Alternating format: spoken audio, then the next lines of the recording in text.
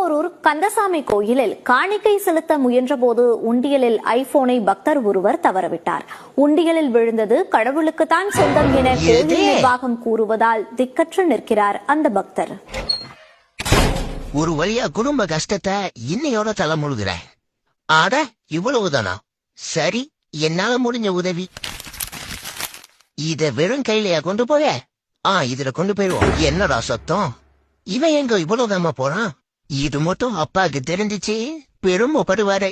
இனிமேல இதுக்கு பேரே குடும்ப கஷ்டம் கிடையாது, கோவில் கஷ்டம். கடவுள் மக்களோட பிரச்சனை எல்லாம் தீர்த்து வச்சிருவாருன்னு சொல்லுவாங்க. அதுக்கு பேரு இதானோ?